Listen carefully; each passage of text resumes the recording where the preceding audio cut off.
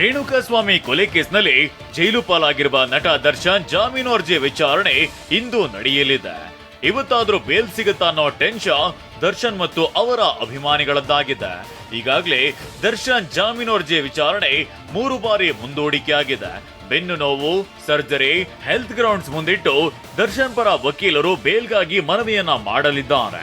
ಇನ್ನು ನಿನ್ನೆ ತಮ್ಮ ಪುತ್ರನಿಗೆ ಆದಷ್ಟು ಬೇಗ ಹೊರ ಬರ್ತೀನಿ ಅಂತ ದರ್ಶನ್ ಹೇಳಿದ್ದಾರೆ. ಬಳ್ಳಾರಿ ಸೆಂಟ್ರಲ್ ಜೈಲಿನಲ್ಲಿ ಕೊಲೆ ಆರೋಪಿ ದರ್ಶನ್ ತಮ್ಮ ಪುತ್ರ ಮತ್ತು ಪತ್ನಿಯನ್ನ ಭೇಟಿಯಾದ್ರು. ಈ ವೇಳೆ ತಂದೆ ಮಗನ ಮಧ್ಯೆ ಭಾವನಾತ್ಮಕ ಮಾತುಕತೆ ನಡೆದಿದೆ. ಮಿಸ್ ಯು ಅಪ್ಪ ಅಂತ ಪುತ್ರ ವಿನೇಶ್ ತನ್ನ ತಂದೆಗೆ ಹೇಳಿದ್ರು. ಆಗ ಆದಷ್ಟು ಬೇಗ ಬರ್ತೇನೆ, ನೀನು ಆರಾಮಾಗಿರುವಂತ ಪುತ್ರನನ್ನ ದರ್ಶನ್ ಸಂತೈಸಿದ್ದಾರೆ. ಪತ್ನಿ ವಿಜಯಲಕ್ಷ್ಮಿ ಮತ್ತು ಪುತ್ರನನ್ನ ನೋಡಿದ ಬಳಿಕ ಖುಷಿಯಿಂದಲೇ ದಾಸ ಸೆಲ್ಗೆ ತೆರಳಿದ್ರು.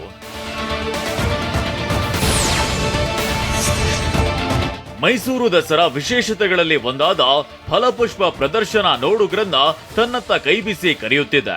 ಮೇಲ್ನೋಟಕ್ಕೆ ಪುಷ್ಪಲೋಕವೇ ಧರೆಗಿಳಿದು ಬಂದಿದೆಯೇನೋ ಎಂಬಂತೆ ಭಾಸವಾಗ್ತಿದೆ. ಸರ್ಕಾರದ ಪಂಚ ಗ್ಯಾರಂಟಿಗಳು ಇಲ್ಲಿ ರಾರಾಜಿಸುತ್ತಿದ್ದು, ಪುಷ್ಪಗಳಲ್ಲಿಯೇ ಭಾರತದ ಸಂವಿಧಾನ, ಸಂಸತ್ತಿನ ಕುರಿತಂತೆ ಜನರಿಗೆ ಜಾಗೃತಿ ಮೂಡಿಸುವ ಕೆಲಸವನ್ನ ಮಾಡಲಾಗಿದೆ. ದಸರಾ ಕುಸ್ತಿ ಪಂದ್ಯಾವಳಿ ಉದ್ಘಾಟನೆಗೆ ಸಿಎಂ ಸಿದ್ದರಾಮಯ್ಯ ಗೈರಾಗಿದ್ರು. ಸಿಎಂ ಬದಲು ಕುಸ್ತಿ ಪಂದ್ಯಾವಳಿಗಳಿಗೆ ಜಿಲ್ಲಾ ಉಸ್ತುವಾರಿ ಸಚಿವ ಮಹದೇವಪ್ಪ ಚಾಲನೆ ನೀಡಿದ್ರು. 7 ದಿನಗಳ ಕಾಲ ದಸರಾ ಕುಸ್ತಿ ಪಂದ್ಯಾವಳಿ ನಡೆಯಲಿದೆ. ರಾಜ್ಯ, ಹೊರ ರಾಜ್ಯಗಳಿಂದ 250ಕ್ಕೂ ಹೆಚ್ಚು ಕುಸ್ತಿಪಟುಗಳು ಇದರಲ್ಲಿ ಭಾಗವಹಿಸಲಿದ್ದಾರೆ.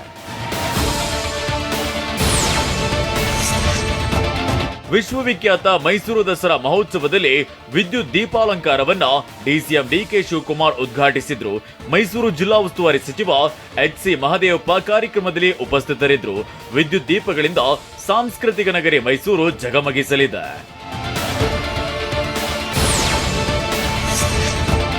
ನವರಾತ್ರಿ ಸಂದರ್ಭದಲ್ಲಿ ಗೃಹಲಕ್ಷ್ಮಿ ಫಲಾನುಭವಿಗಳಿಗೆ ಸರ್ಕಾರ ಶುಭ ಸುದ್ದಿ ನೀಡಿದೆ. ಅಕ್ಟೋಬರ್ 7 ಮತ್ತು 9ರಂದು ಗೃಹಲಕ್ಷ್ಮಿ ಹಣ ಖಾತೆಗೆ ಜಮಾ ಆಗಲಿದೆ ಅಂತ ಮಹಿಳಾ ಮತ್ತು ಮಕ್ಕಳ ಕಲ್ಯಾಣ ಸಚಿವೆ ಲಕ್ಷ್ಮಿ ಹೆಬ್ಬಾಳ್ಕರ್ ಹೇಳಿದ್ದಾರೆ. ಬೆಳಗಾವಿ ಮೂಡಲಗಿಯ ಕಲ್ಲೊಳ್ಳಿಯಲ್ಲಿ ಮಾತನಾಡಿದ ಅವರು, ತಾಂತ್ರಿಕ ಕಾರಣದಿಂದ 2 ತಿಂಗಳ ಕಂತಿನ ಹಣ ವಿಳಂಬವಾಗಿತ್ತು. ಈಗ ಜುಲೈ, ಆಗಸ್ಟ್ ತಿಂಗಳ ಹಣ ಫಲಾನುಭವಿಗಳ ಖಾತೆಗೆ ಜಮೆ ಆಗಲಿದೆ ಅಂತ ಹೇಳಿದ್ದಾನೆ.